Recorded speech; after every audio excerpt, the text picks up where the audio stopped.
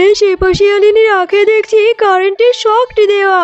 আমি তো কারেন্টের শক খেয়ে মরে গেলাম গো। বাঁচাও, বাঁচাও আমাকে। রূপনগর গ্রামে শেফাশিয়ালিনী তার মেয়ে মিনাকে নিয়ে বসবাস করত। মিনা, আমি কাজে যাচ্ছি মা, তুই সাবধানে থাকিস, আমি তাড়াতাড়ি ফিরে আসবো। আচ্ছা ঠিক আছে মা, তুমি আসার সময় মনে করে আমার জন্য একটা আখ নিয়ে এসো। বাজারে কত আখ উঠেছে, কত মিষ্টি, খেতে কত মজা। আমার আখ খেতে খুব ইচ্ছে করে মা। আচ্ছা ঠিক আছে রে মা, আমি আসার সময় তোর জন্য বড় দেখে একটি আখ কিনে আনবো। এরপর তুই মন ভরে আখ খাবি। এরপর যদি তোর দাঁত ভেঙে যায় তখন আবার কান্না করিস না। কিরে শেফা, রোজ রোজ তুই এত দেরি করে কাজে আসিস কেন? আজকেও তো লেট করে কাজে এসেছিস। যা, তোকে আর আমার বাড়িতে কাজ করতে হবে না। আরে বাঘিনী ভাবি, কোথায় আমি দেরি করে কাজে এসেছি? আজকেও তো আমি সঠিক সময় কাজে এসেছি। আমাকে এভাবে কাজ থেকে বের করে দিবেন না, তাহলে যে আমার মেয়েটাকে নিয়ে না খেয়ে থাকতে হবে। আরে শেফা, তুই খেয়ে থাকবি না না খেয়ে থাকবি তাই দিয়ে আমি কি করব?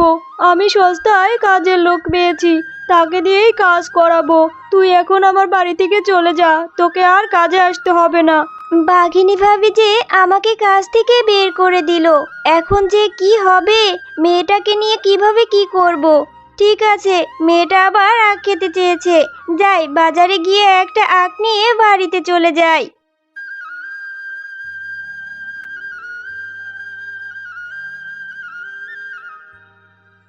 এরপর শেফা বাজার থেকে একটা আখ কিনে বাড়িতে চলে যায়।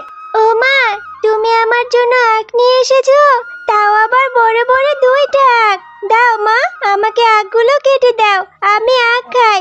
আচ্ছা মা, তোমার এত মন খারাপ কেন? মনটা কেমন মলিন হয়ে আছে, তোমার কি হয়েছে মা? না রে মা, কোথায় আর মন খারাপ, কি করব বল? বাঘিনী ভাবি যে আমাকে কাজ থেকে বের করে দিয়েছে, ওরা নাকি কম পয়সায় কাজের লোক পেয়েছে। এখন আমি কোথায় কাজ খুঁজবো? তোকে নিয়ে কিভাবে যে চলবো তাই তো বুঝতে পারছি না রে মা। এখন যে আমাদের না খেয়ে মরতে হবে। মা, তুমি আর মন খারাপ করো না, আমার মাথায় একটা বুদ্ধি এসেছে। চলো মা, তুমি যে দুইটা আখ এনেছো, এই আখ দুটো আমরা কেটে আমাদের জমিতে লাগিয়ে দেই।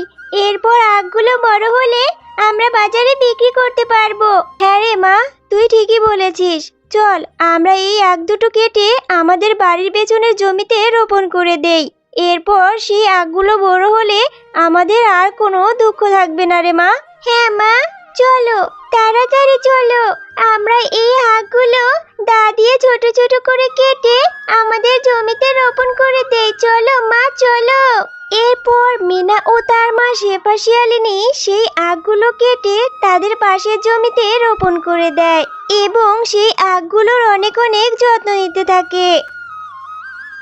ও মা, দেখো বাইরে কত বৃষ্টি হচ্ছে, এখন আর কষ্ট করে আমাদের আখের খেতে পানি দিতে হবে না। এই বৃষ্টির পানিতে আমাদের আখগুলো অনেক বড় হয়ে যাবে মা। হ্যাঁ রে মা, তুই ঠিকই বলেছিস, এভাবে বৃষ্টি হতে থাকলে আমাদের আখগুলো তাড়াতাড়ি বড় হয়ে যাবে। এরপর বাজারে নিয়ে আমরা ভালো দামে বিক্রি করতে পারবো। হ্যাঁ মা, এরপর আমি রোজ রোজ অনেক আখ খেতে পারবো। এরপর বাজার থেকে আর আমাকে আখ কিনে খেতে হবে না মা। হ্যাঁ রে মা, খাবি খাবি, আগে আখগুলো বড় হয়ে নিক তারপরে। এখন রাত অনেক হয়েছে মা, চল ঘুমিয়ে পড়ি। মা দেখো, আমাদের আখগুলো কত বড় হয়ে গেছে, এখন এই আখগুলো কেটে নিয়ে কি বাজারে বিক্রি করা যাবে মা? হ্যাঁ রে মা, এই আখগুলো তো এখন বাজারে নিয়ে বিক্রি করা যাবে, কিন্তু আমি যে অন্য কিছু ভাবছি রে মা। তুমি কি এত ভাবছো মা? তুমি আমাকে বলো, আমি তোমাকে বুদ্ধি দিয়ে সাহায্য করব। ওরে আমার বুদ্ধিমতী মেয়ে রে, আমি ভাবছি বাজারে তো বাঘ মামা আখ বিক্রি করে, কিন্তু আমরা যদি এখন বাজারে আখ নিয়ে যাই তাহলে সেই আখগুলো তো বিক্রি হবে না। সবাই তো বাঘ মামার দোকান থেকেই আখ কিনে নিয়ে যাবে রে মা। মা, বাঘ মামা তো আজ তো আখ বিক্রি করে, কিন্তু আমরা যদি এই আখগুলোর জুস করে বিক্রি করি তাহলে এই গরমে সবাই আখের জুস কিনে নিয়ে খাবে। হ্যাঁ রে মা, বুদ্ধিটা কিন্তু দারুণ হয়েছে। চল এখন আমরা আখগুলো কেটে বাজারে নিয়ে যাই বিক্রির জন্য। এরপর শেফা শিয়ালিনী তাদের ক্ষেতের আখগুলো কেটে বাজারে নিয়ে যায় বিক্রির জন্য। আসুন আসুন দাদারা দিদিরা, মিষ্টি আখের রস, এই গরমে মন শীতল করা আখের জুস, খেয়ে যান গো খেয়ে যান। আরে, এই ছোট লোক শেফা শিয়ালিনী বাজারে আখ নিয়ে এসেছে, আবার আখের জুস করে বিক্রি করছে। ও এত আখ কোথায় পেল? ওকে তো কিছুতেই এই আখের ব্যবসা করতে দেওয়া যাবে না। তবে শেফা শিয়ালিনীর আখের জুস খুব ভালো বিক্রি হতে থাকে। এদিকে বাঘ মামার দোকানে আর কেউই আখ কিনতে যায় না। এটা দেখে তো বাঘ মামা রাগে ক্ষোভে গজগজ করতে থাকে। সত্যি গো শেফা ভাবি, তোমার দোকানের আখের রসগুলো খুব মজা, খুব মিষ্টি, খেয়ে খুব তৃপ্তি পেলাম। এরপর থেকে বাজারে আসলে তোমার দোকান থেকেই আখের রস খাবো। হ্যাঁ গো, তোমাকে যে বাজার আনতে বলেছিলাম তুমি তো কোনো বাজার আনোনি। আর মনটা খারাপ করে এখানে বসে আছো কেন? কি হয়েছে? আজকে কি দোকানে বেচা কিনা হয়নি নাকি? আর বলো না গো গিন্নি, ওই ছোট লোক শেফা শিয়ালিনী বাজারে আখের জুস বিক্রি করছে। সবাই তো ওর কাছ থেকে আখের জুস কিনে খায়, কেউ আমার দোকানের আখ কিনছেই না। ওগো, তুমি চিন্তা করো না, আজকে ওই ছোট লোক শেফা শিয়ালিনীর আখের জমিতে যাব। এরপর সব আখ কেটে নিয়ে আসবো, দেখবো ওরা কি করে আখ বাজারে নেয়।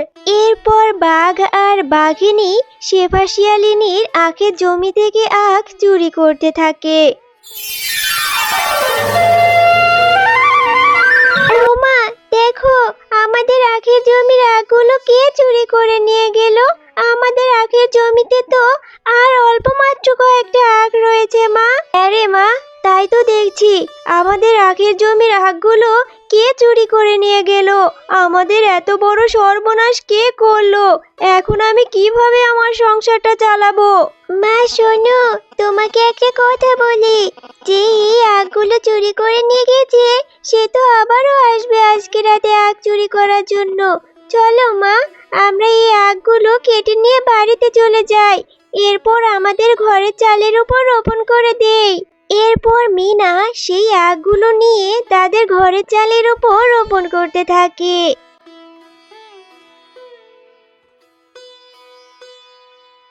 দেখো মা, আমাদের ঘরের চালের উপর কত কত আখ হয়েছে। সেই আখগুলো কত সুন্দর বড় হয়ে গেছে মা। এখন আমরা আবার আখগুলো বিক্রি করতে পারবো। হ্যাঁ রে মা, তা তো বুঝলাম, কিন্তু এই আখগুলো যদি আবারও সেই চোর এসে চুরি করে নিয়ে যায় তখন আবার কি হবে? না মা, এই আখগুলো চোর আর চুরি করতে পারবে না। আমরা এই চোরকে আর চুরি করতে দেব না। চোর তো রাতের বেলায় আখগুলো চুরি করতে আসবে মা। আমরা এই আখগুলোতে রাতের বেলা কারেন্ট দিয়ে রাখবো, এরপর চুরি করতে আসলেই কারেন্টের শক খাবে। এরপর শেফা শিয়ালিনী আবারও আগের মতো বাজারে আখের জুস বিক্রি করতে থাকে। আর এটা দেখে বাঘ মামা আবারও রেগে যায়। আরে, এই শেফা শিয়ালিনীর জন্য তো দেখছি আমি আখের ব্যবসা করতেই পারবো না। ওর আখগুলো চুরি করে নিয়ে আসলাম, আবারও আখ নিয়ে বাজারে চলে এসেছে। এর একটা বিহিত করতেই হচ্ছে। আরে গিন্নি শোনো, ওই শেফা শিয়ালিনী আবারও বাজারে আখের জুস বিক্রি করছে। ওর জন্য তো আমার ব্যবসায় লাল বাতি জ্বলে যাচ্ছে। এর একটা কিছু তো করতেই হবে গিন্নি। বুঝতে পেরেছি গো, তোমাকে দিয়ে কিছুই হবে না। আজকে আমি নিজেই যাব, শেফা শিয়ালিনীদের ওই আখগুলো আমি নিজেই চুরি করে নিয়ে আসবো। আজকে রাতেই যাব। আরে, এই শেফা শিয়ালিনীর আখে দেখছি কারেন্টের শকটি দেওয়া।